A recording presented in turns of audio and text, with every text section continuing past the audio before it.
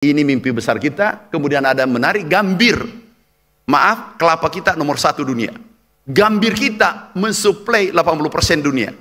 Ini ahli dari Andalas. Itu nilainya bisa sampai 4.516 triliun kalau dihilirisasi. Nah, ini kami minta sudah, insya Allah doakan 3 tahun kita lakukan, mudah-mudahan tidak ada halangan. Indonesia akan memberi warna, mengendalikan pangan dunia nanti ke depan. Itu mimpi kita. Bapak Ibu sekalian, kita lihat kakao.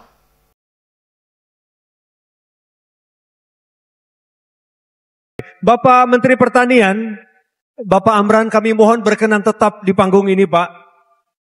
Yang lain boleh kembali, Bapak kami tahan atas nama kehormatan acara, Pak.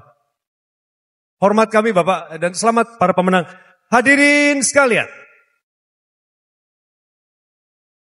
Kita akan mendengarkan bersama-sama pemaparan yang bertema talenta ASN sebagai kunci kemandirian pangan nasional yang akan disampaikan oleh Bapak Menteri Pertanian. Mungkin bisa disampaikan dulu biodata singkat beliau. Pak Amran, saya mohon izin untuk membacakan profil Bapak yang meskipun terbuka ya Pak, bisa diakses publik. Beliau adalah sosok dengan pengalaman panjang, luas, dalam dan tinggi di dunia pertanian. Memimpin berbagai organisasi penting, diantaranya Ketua Umum IKA Unhas 2022-2026, Ketua Dewan Penasehat IKA Unhas dan Peragi, menerima Bintang Mahaputra Adi Pradana dari Presiden Republik Indonesia 2020, aktif sampai hari ini dalam pengembangan dunia perkebunan. Pak, di antara sekian daftar baik lainnya, inilah waktu Bapak untuk berbagi dengan kami. Hadirin sekalian, Menteri Pertanian Republik Indonesia, Dr. Insinyur Haji Andi Amran Sulaiman, MP.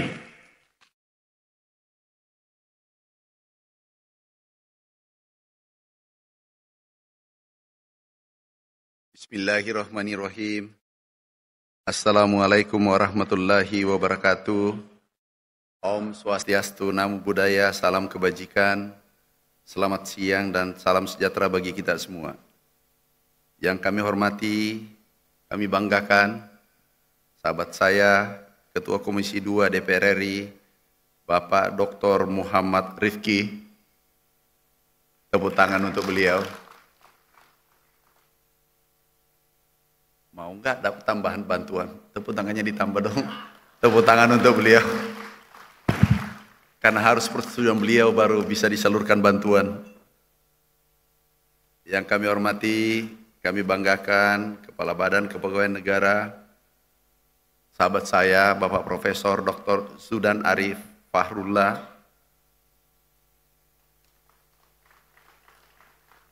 ini memang kalau sudah siang-siang, ini waktu jam tidur.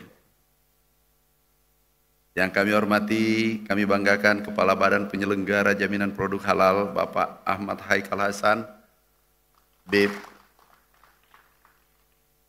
Yang kami hormati, sahabat saya, Wakil Menteri Pariwisata, Bu Nilu Puspa. Yang kami hormati, Pimpinan Ombudsman Republik Indonesia, Bapak Robert. Yang kami hormati, para gubernur se-Indonesia. Yang kami hormati, para bupati, wali kota se-Indonesia. Para undangan, hadirin yang kami cintai. Bapak Ibu sekalian, kami ingin sampaikan capaian pemerintah sektor pangan. Ini adalah hasil kerja kita 1 tahun pemerintahan. Capaian kita saat ini adalah sektor pangan, perkebunan, hortikultura, peternakan. Kami sampaikan capaian sektor pangan ini sangat menggembirakan karena hasil kerja keras kita semua. Ini capaian tertinggi, bisa kita lihat capaian tertinggi selama 7 tahun terakhir 4,15 juta ton, 13% dari target yang diberikan oleh Bapak Presiden kepada kita semua, mulai pemerintah pusat, provinsi dan kabupaten sampai tingkat lurah, desa. Itu beliau minta kita swasembada dalam waktu yang sesingkat-singkatnya. Pertama target adalah 4 tahun. Setelah 21 hari target berubah menjadi 3 tahun. Setelah 45 hari beliau pulang dari kunjungan Brasil, pidato G20, jam 4 sore kami dipanggil, Pak Menteri ke istana, siap Bapak Presiden. Dalam pikiran saya target pasti lebih cepat, tidak mungkin target mundur 5 tahun dari 4 tahun. 3 tahun, sore diberitahu, Pak Mentan, bisa enggak 1 tahun? Jadi 4 tahun, 3 tahun, 1 tahun. Setelah 45 hari pemerintahan Prabowo Gibran. Kami keringatan menerima target. Pada saat kami mau dilantik, Pak Mentan target 4 tahun, siap Bapak Presiden. 4 tahun, bisalah kita capai. Tiba-tiba berubah 3 tahun, dalam hati kami masih bisa. Tiba-tiba berubah menjadi 1 tahun, ini adalah tantangan. Tetapi karena kita kolaborasi seluruh anak bangsa, sehingga insya Allah dicapai dalam waktu 1 tahun. Kalau bukan gubernur membantu para bupati, wali kota, nggak mungkin capaian ini kita capai. Sehingga aku datang hanya ingin minta terima kasih. Waktunya terlalu banyak, 30 menit. 5 menit kami hanya datang mengucapkan terima kasih. Tanpa Bapak Ibu tidak mungkin ini dicapai. Alhamdulillah kita hampir pasti swasembada kita rebut dalam waktu yang sesingkat-singkatnya. Insya Allah kalau tidak ada aral melintang, 1 bulan ke depan kita capai swasembada. Bapak Ibu sekalian, pengakuan dari beberapa negara. Yang pertama, negara tetangga. Ada testimoninya menyampaikan. Ini dari parlemen Malaysia. Suaranya nggak ada ya? Itu maka presidennya pada satu ketika mengarahkan Menteri Pertanian untuk membuat transformasi pertanian, dan mereka telah mentransform seluruh daripada atas sampai bawah di pertanian. Dan hari ini Indonesia dia telah berjaya mengeluarkan hasil pertanian untuk kegunaan negara dia tanpa perlu mengimport sebanyak 9 jenis. Di Malaysia sudah ada berapa jenis? Agak-agak kita ada Ini testimoni juga dari Menteri Keuangan, testimoni bahwa pertanian penyumbang tertinggi PDB. Sektor pertanian yang menjadi tulang punggung bagi ketahanan pangan tumbuh sangat tinggi 10,52%. Kinerja sektor pertanian didukung. Inilah hasil kerja keras kita semua, kami bacakan.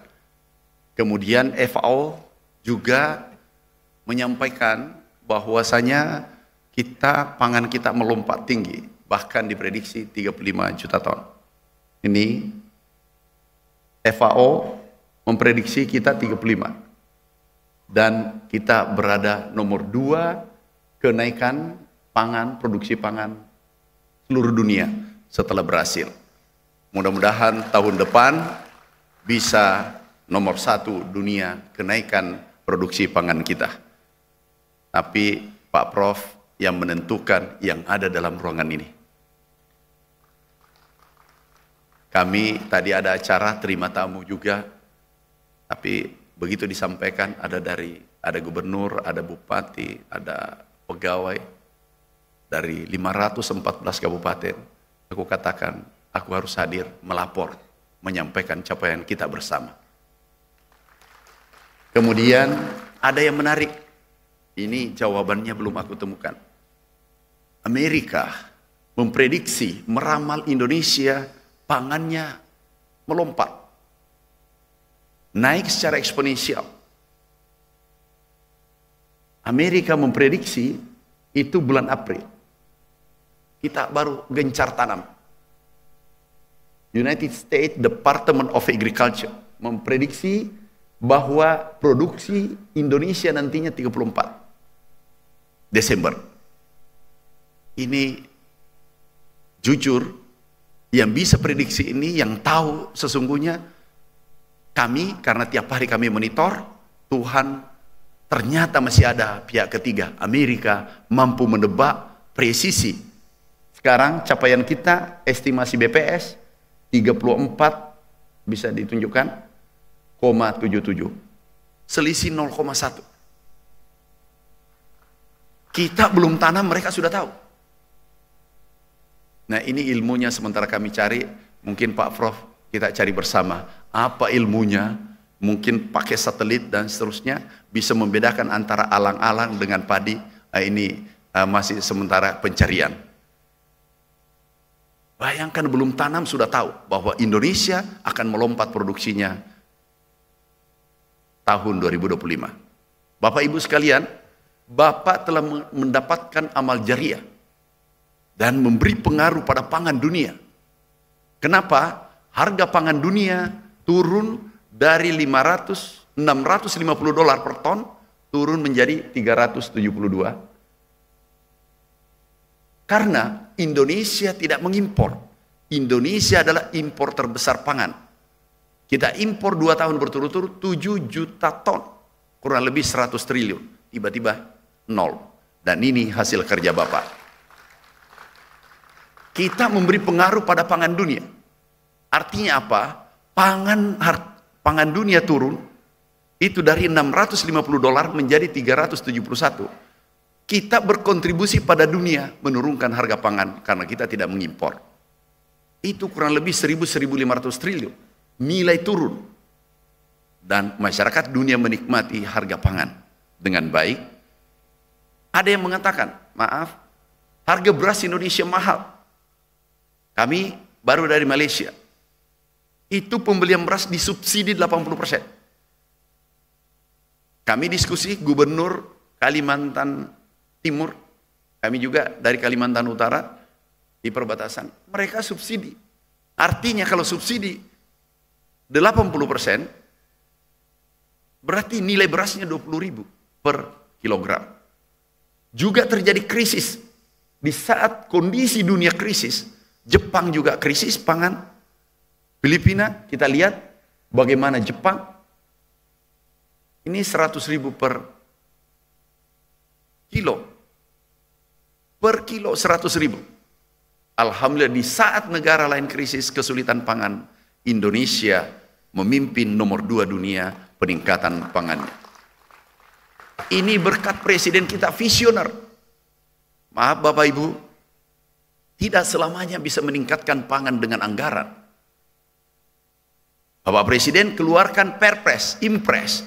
Itu sudah 19 Perpres, Impres. Ini keluar dalam waktu 10 bulan. Yang menarik adalah sektor sarana produksi, pupuk saja. Tidak pernah terjadi penurunan harga pupuk selama merdeka. Kecuali pada saat pemerintahan Bapak Presiden Prabowo. Turun 20%. Turun 20%. Kami diminta, Pak Mentan tolong lakukan revitalisasi pupuk. Siap Bapak Presiden. Kami bekerja kurang lebih 1-2 bulan. Alhamdulillah kami temukan solusi. Tidak menambah anggaran, efisien 14 triliun. Kemudian subsidi turun 20%, tetapi volumenya bertambah 700.000 ton. Itulah pentingnya kebijakan.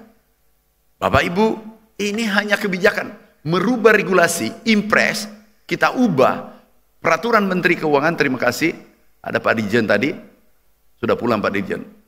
Ada Pak Dirjen tadi, terima kasih. Kita merubah peraturan Menteri Keuangan, peraturan Menteri Pertanian. Petani Indonesia, 115 juta petani Indonesia menikmati hanya merubah regulasi yang ada. Bukan uang. Yang kedua, pupuk dulu sulit. Seluruh Indonesia, para bupati telepon kami, kepala dinas, gubernur, Pak Menteri, pupuk sulit. Seluruh Indonesia. Kami lihat, kami laporkan Bapak Presiden, ada 1.145 regulasi yang mengikat. Pupuk tidak bisa turun ke lapangan. Itu kalau 12 menteri tidak ketahui, gubernur 38 tidak tanda tangan, bupati wali kota 514 tidak tanda tangan. Dan itu regulasi kita. Nih, karena ada slogan, terkadang kami dengar, biarkan hancur, yang penting sesuai prosedur. Karena yang diperiksa nanti adalah prosedur. Disinilah sulitnya kita. Akhirnya kami menghadap Bapak Presiden, izin Bapak Presiden, volume kita tambah, peraturan dari Kementerian Pertanian, produsen langsung ke petani. Alhamdulillah, kami sudah keliling, tidak mendengarkan lagi keluhan itu. Pupuk langka dan sulit ditebus. Ada lagi satu, harus menggunakan kartu tani. Saudara kita di Pulau Jawa itu mudah, bisa, sinyal ada. Tapi saudara kita yang di perbatasan tidak ada sinyal, gimana bisa menggunakan kartu tani? Akhirnya kami melapor Bapak Presiden, izin Bapak Presiden, kalau bisa yang penting menggunakan KTP. Apa maksudnya? Itu gunakan KTP berarti orang Indonesia. Biarkan dia ngambil pupuk, jangan batasi mereka.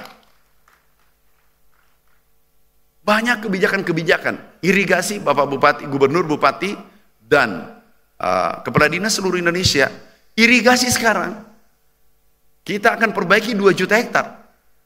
Ini butuh lagi impres. Kenapa? Kabupaten luasnya kalau tidak salah sampai 0 sampai 1000 hektar, itu kabupaten. Kemudian provinsi 1000 sampai 3000. Pusat 3000. Padahal sawah itu adalah satu kesatuan. Kalau tahun ini kabupaten memperbaiki, kemudian berikutnya sekunder diperbaiki 3 tahun, tersiernya sudah rusak, ini baru diperbaiki. Akhirnya apa? Poco-poco. 2 kali maju, 2 kali mundur. Nggak pernah jadi itu irigasi. Kami minta anggaran 12 triliun, insya Allah. Bapak Presiden perintahkan, kita akan perbaiki 2 juta hektar seluruh Indonesia. Mulai tahun ini, tahun depan. Ada lagi yang menarik, tapi ini bukan kesalahan kita. Dan jangan kita membahas masa lalu. Orang yang aku tahu, suka membahas masa lalu, itu mengerdilkan dirinya. Kita membahas visi, kita membahas gagasan, kita membahas masa depan bangsa. Ada perlu disempurnakan dulu. Kami bangun cetak sawah di Kalimantan Tengah. Inilah indahnya Indonesia, demokrasi negara kita. Ada irigasi tapi tidak ada sawah. Ini puluhan tahun. Jadi tempat rekreasi.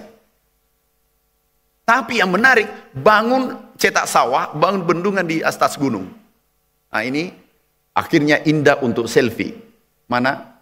Ini kami keliling. Ini Kalimantan Tengah. Kalimantan Selatan, kami keliling. Bapak Presiden minta, Pak Menteri, sekarang kerjakan. Siap Bapak Presiden. Ini di puncak bukit, tapi sawah hanya 4.000. Nah kalau kita bangun ini hanya butuh 50 triliun untuk 1 juta hektar. Kalau ini butuh 500 triliun untuk 1 juta hektar. Kita pilih, kita membangun sawah berdasarkan keunggulan komparatif suatu daerah. Ada lahan luas, kemudian ada air melimpah. Ini kemudian kita berangkat, bisa buka Kalimantan Tengah. Sekarang sudah cetak, bisa buka. Ini sudah terbuka, kita sudah tanam.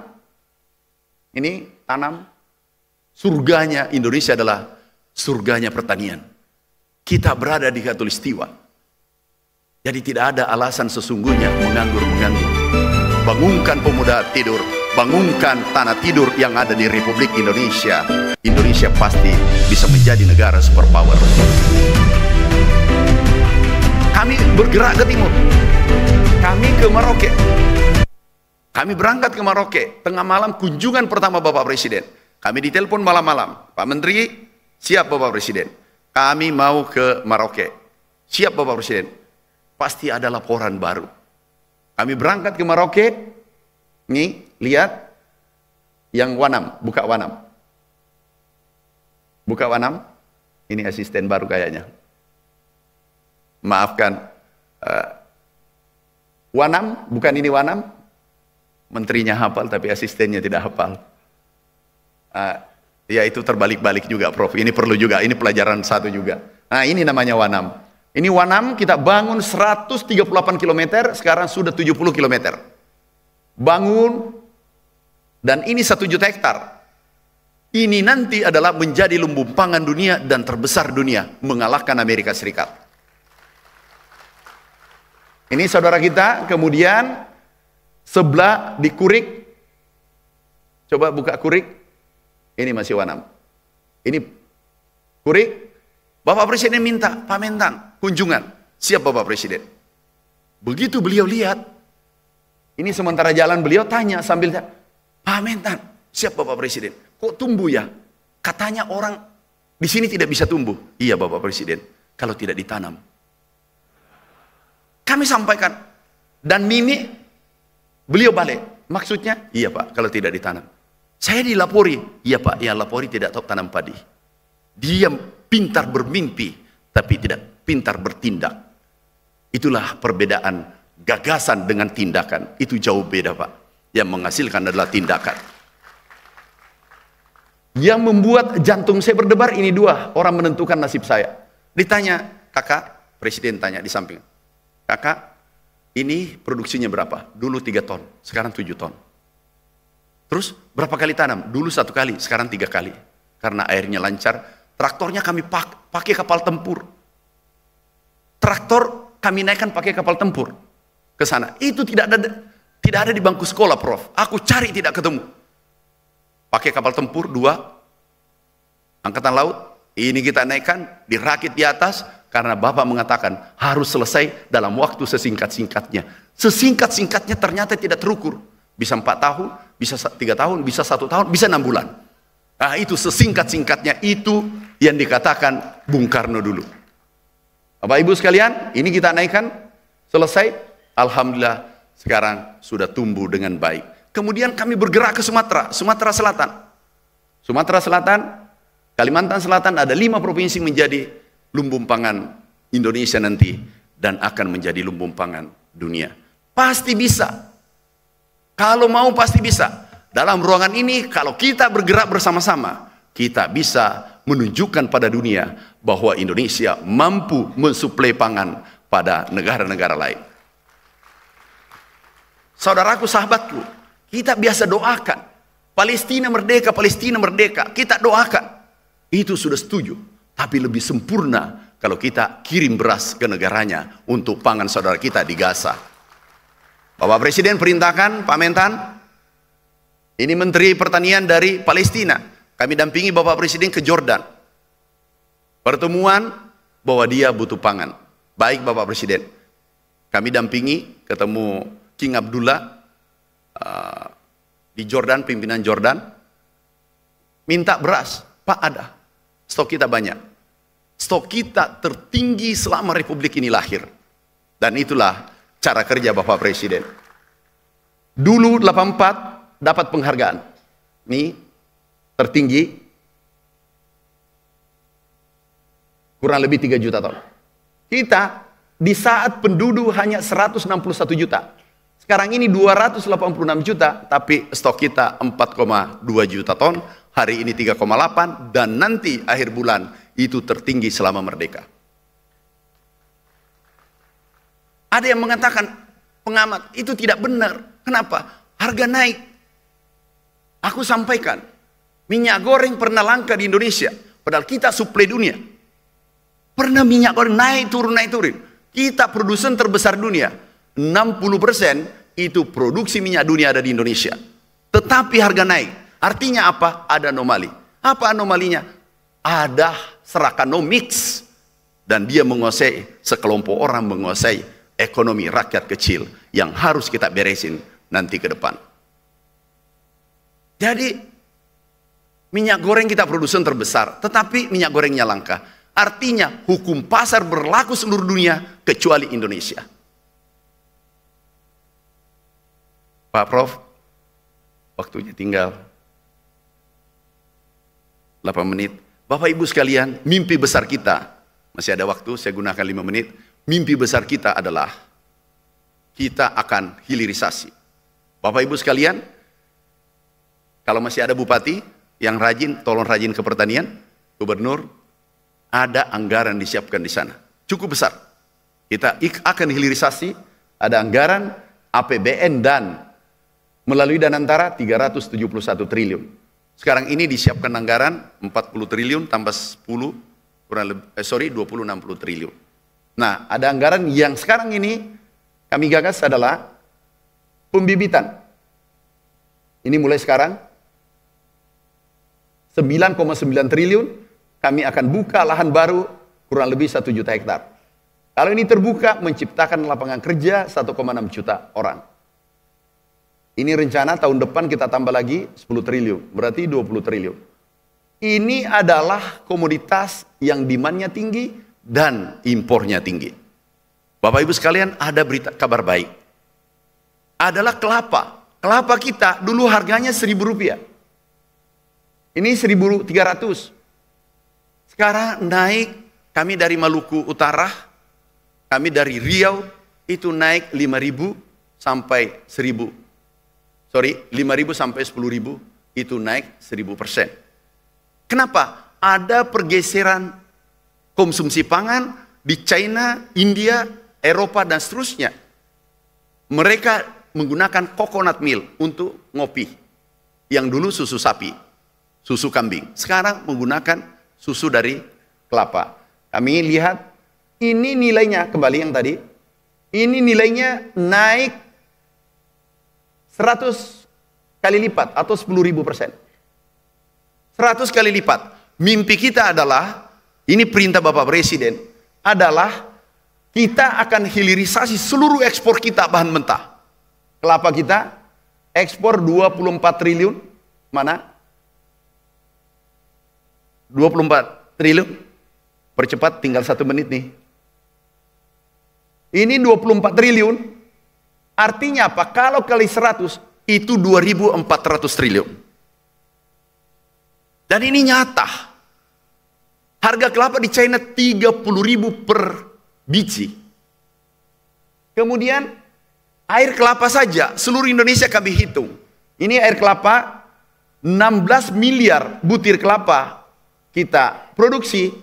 Air kelapanya saja kali 40.000 itu 2.400 triliun. Artinya apa?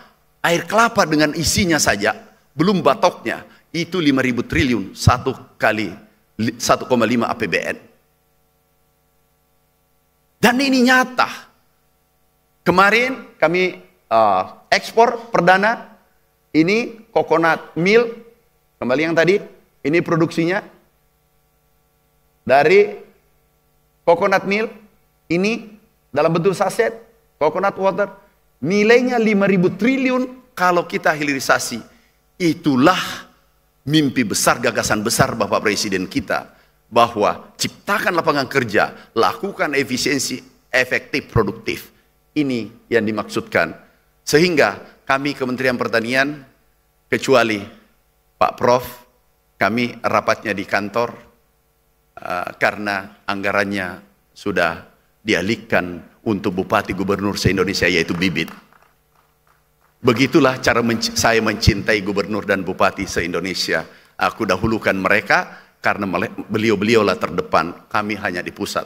Bapak Ibu, ini mimpi besar kita. Kemudian ada menarik Gambir. Maaf, kelapa kita nomor 1 dunia. Gambir kita mensuplai 80% dunia. Ini ahli dari Andalas, itu nilainya bisa sampai 4.516 triliun kalau dihilirisasi. Nah, ini kami minta sudah, insya Allah doakan 3 tahun kita lakukan, mudah-mudahan tidak ada halangan. Indonesia akan memberi warna, mengendalikan pangan dunia nanti ke depan. Itu mimpi kita. Bapak Ibu sekalian, kita lihat kakao. Masih ada 3 menit. 1 menit berharga bagi saya, Pak Prof. Ini kesempatan sosialisasi. Bapak Ibu Bupati, Gubernur Bupati, kami punya anggaran. Siapa cepat, siapa rajin, itu dapat. Ini kakao kita, kakao dari Sulawesi Tengah, kakao dari mente dari Sulawesi Tenggara, dari Jawa Timur. Kakao. Kita ekspor harganya 26.000 per kilo. Dihilirisasi di Singapura, kita beli di Changi, nilainya menjadi 1 juta, 38 kali lipat. Hanya diulek. Diambil diulek. Mereka tidak punya kakao, mereka tidak punya mente, mereka tidak punya pohon tebu. Tapi diulek. Kami minta Presiden mengatakan, jangan ekspor, bangun pabriknya di Indonesia. Insya Allah kita akan bangun 3 tahun ke depan. Kalau ini terjadi semua, terakhir, kalau ini terjadi semua, kalau uang berputar di hulu, itu 1.900 triliun kata BPS, maka di hulu akan berputar 557.000 triliun. Untung datanya saya hafal, karena asisten saya terlambat. Bayangkan kalau saya tidak hafal, jadi saya yang bekerja, saya juru ketik, saya paparan, udah ini manajemen tukang sate mungkin, tapi nggak apa-apa lah. Ini kalau berputar di pertanian 1.900 triliun kata BPS, ini di hulu bergerak 57.000 triliun. Mimpi kita naikkan 2 kali lipat, Indonesia superpower dan menjadi Indonesia emas ke depan. Saudaraku, sahabatku, para gubernur dengan bupati dengan segala kerendahan hati, ini semua mimpi ini ke depan yang sudah terrealisasi. Terima kasih. Kami dari pusat mengucapkan terima kasih tak terhingga. Ini tidak tercapai tanpa Bapak Ibu. Kami hanya bagian kecil dari republik ini. Ini tidak akan tercapai tanpa Bapak Ibu. Yang kedua, mimpi kita ke depan, ayo kita kawal bersama. Ayo kawal bersama. Tidak ada sukses itu sendirian. Enggak ada sukses sendirian. Kenapa kami hafal? Kami adalah dulu PPL. Jadi hafal pojok-pojok sawah seluruh Indonesia kami keliling. Ini kami PPL, hidupku susah, tapi jangan sampai aku mati dalam keadaan susah. Itu adalah salah saya kalau kami tidak berbuat untuk republik yang kita cintai. Jadi Bapak Ibu, sekali lagi Pak Prof, terima kasih undangannya.